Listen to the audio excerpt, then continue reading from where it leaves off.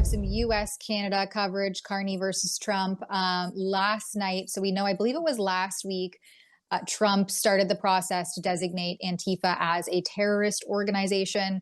Well, meanwhile, here in Canada, we have our own journalist in Montreal, Alexa Lavoie, with a breaking expose showing that the Department of National Defense may just be employing an Antifa cell who can just hop on a call and quickly sick his Antifa friends onto a journalist who's questioning him about his affiliations with Antifa, especially when he is alleged to have thrown the smoke bomb into a Montreal church during Sean Foyt's worship visit earlier this summer.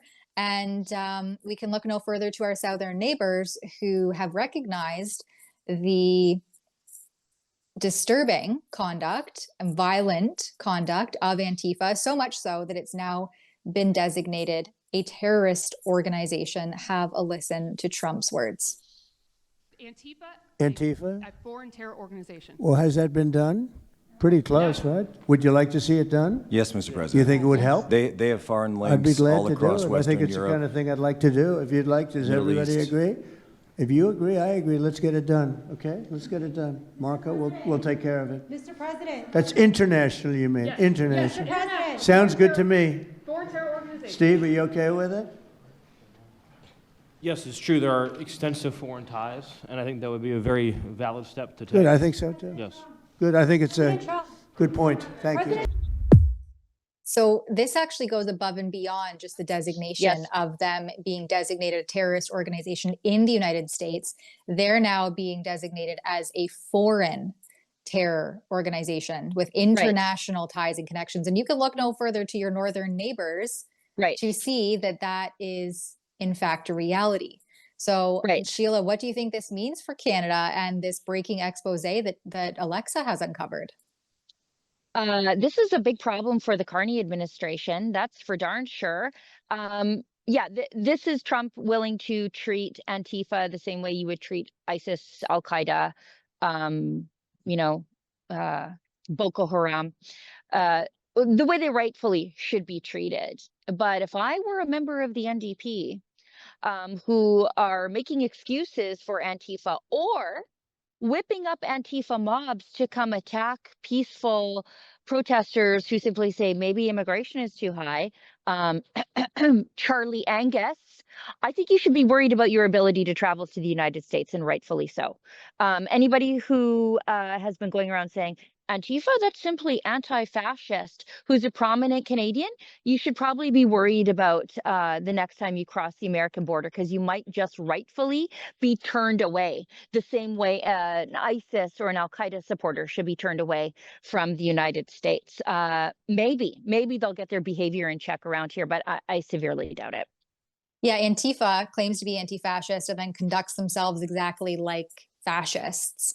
I remember there was it's a neat marketing technique that they have going there, and the dumbest of Canadians fall for it. And by the dumbest of Canadians, I mean those in the mainstream media. Yeah, absolutely. We have a super chat here from Alex Greer. It says, keep up the investigative reporting. And then he gives another amount there as well. Thank you so much, Alex. Yeah, Alexa's report should be international news. This should be on the desk of the President of the United States, especially as he declares Antifa a terrorist organization and now a foreign terrorist organization. This should be on his desk, and media should be asking President Trump what he thinks about a suspected Antifa cell in the Canadian National Defense. That is a disturbing, absolutely disturbing hit on our public security, on our national security. And what do you have the police and the DND and the RCMP doing about any of it? Basically nothing. You know what? In a sane country, Alexa Lavoie would be called to testify at SECU, that's the Public Safety Committee.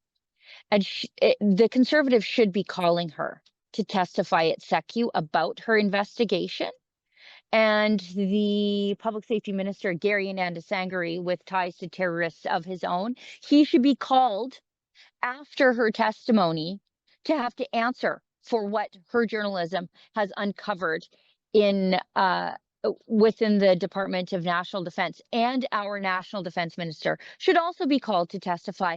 Our public institutions, allegedly, have been infiltrated. By the way, what have we heard about what's going on in the military? Oh, we have to be worried about the far right infiltrating the Department of National Defense. Oh, we got to be worried about them Proud Boys.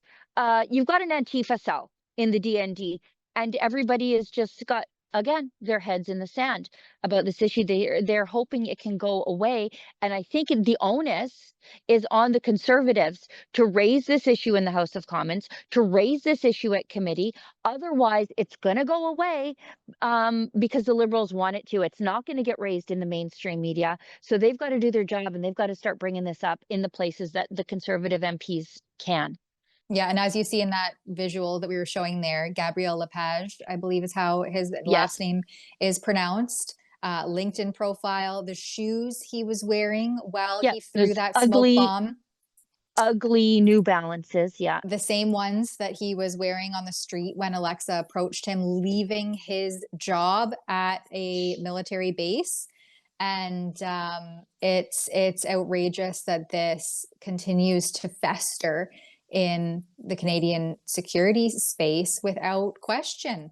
In fact, there's allegations that, you know, the higher ups warned people within the department not to speak to media about any of this. Keep it hush hush. Let's sweep it under the rug and hope that it goes away, instead of addressing the elephant in the room, is that this poses a major and massive national security threat.